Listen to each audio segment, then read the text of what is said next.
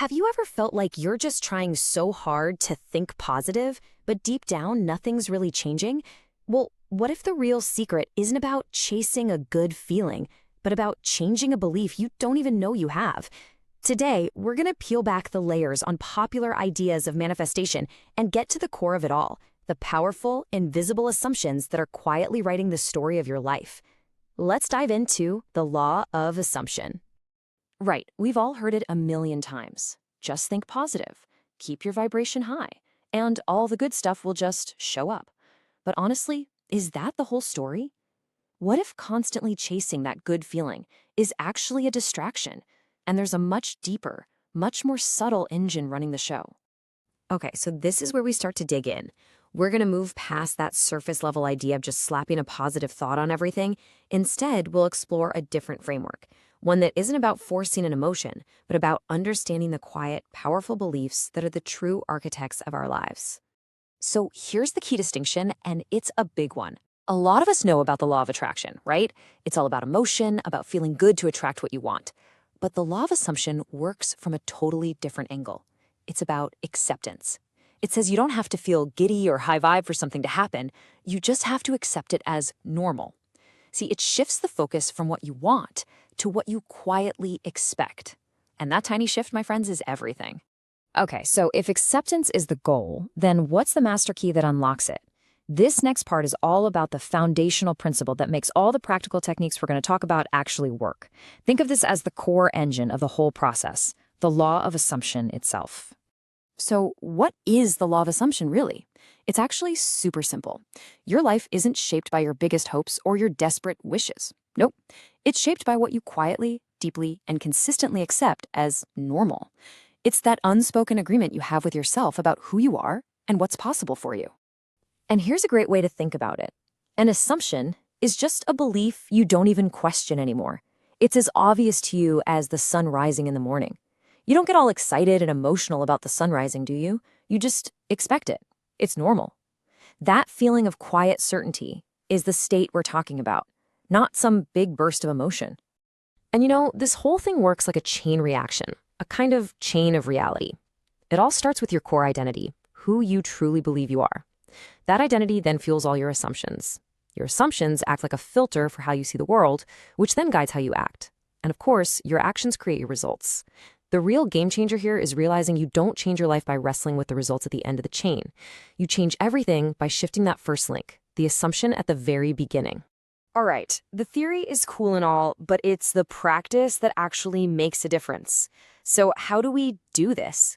In this section, we're getting our hands dirty. We're diving into the practical, step-by-step tools you can use to start actively managing your inner world and reshaping those deep-seated assumptions. Our very first tool is a foundational one, and it's called the mental diet. And it's exactly what it sounds like. Just like a food diet shapes your body, a mental diet shapes your reality by getting you to be really conscious of what you're feeding your mind. Now, a mental diet is not about forcing yourself to be positive. It's a simple 3-step discipline. First, you just notice an unhelpful thought pop up. No judgment, just see it.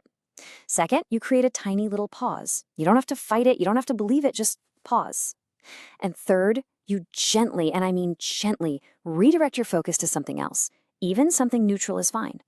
The goal isn't to get rid of negative thoughts, it's to stop feeding them with your attention. And once you start paying attention to your thoughts, you're going to become very aware of this next thing, that constant running monologue we have inside our heads. These are our inner conversations. You know what I'm talking about, the silent arguments you have in the shower, the explanations you rehearse in the car, that little voice of self-criticism that just loves to chime in. Here's the wild part. Your brain literally does not know the difference between a real event and a vividly imagined one. So when you mentally replay that argument over and over, your body reacts as if it's happening for real, right now, reinforcing that whole pattern as your normal, expected reality. So, once you start to quiet that negative chatter with the mental diet and you're more aware of your inner conversations, you can move from playing defense to playing offense. This next part is all about a much more proactive practice, learning how to embody the reality you want right now, long before you see any proof of it in the outside world. And this technique is probably the most famous one connected to the law of assumption. It's called living in the end. Okay, Pay close attention here, because this is where a lot of people get tripped up. This is not fake it till you make it. Pretending feels tense, right? It's forced. It feels exciting and new because, well, it feels like a lie you're telling yourself. But living in the end is totally different. It feels relaxed, natural, and calm. The goal isn't excitement. It's a feeling of ordinary, everyday normality. It almost feels like you're just remembering something that's already happened. So how do you know if you're actually in that state? Well, you'll notice the urgency just disappears. You stop obsessively looking for signs and proof out there in the world. You feel this sense of calm, almost emotional neutrality about it, because deep down, you just know. The outcome feels completely inevitable. Up to now, we've been talking about things you can do with your conscious mind. But what about the other 95% of your brain that's running on autopilot? In this next section, we're going to explore techniques for programming your subconscious, working directly with your mind when it's most open to new ideas. And this brings us to an incredibly simple but seriously powerful technique called sleep looping. Here's how it works. As you're drifting off to sleep at night, that conscious, critical part of your brain starts to power down. This is the perfect time. You just gently repeat a short, simple phrase that implies your wish is fulfilled. Something like, everything is handled. The key here, and this is important, is familiarity, not force. In fact, if it starts to feel kind of boring and automatic, that's a fantastic sign. It means your mind is starting to accept it as just normal. Okay, our final technique is probably the most radical one, but it can also be the most transformative. It's all about going back and changing the past's emotional grip on your present. This practice is called revision. Now, let's be clear. The point of revision isn't to lie to yourself or pretend something didn't happen. It's to change your interpretation of what happened. See, your mind stores the emotional conclusion of an event, not the raw data. So by mentally replaying a past scene the way you wish it had gone, you're actually neutralizing its negative emotional charge, and that breaks its power over the assumptions you hold today. Phew! Okay, we have covered a lot of ground, from mental diets to inner conversations to literally revising the past. But what's the one single thread that ties all of this together? Let's zoom out and distill this all down to the core takeaway: understanding your unseen blueprint. Here it is, the whole thing in a nutshell.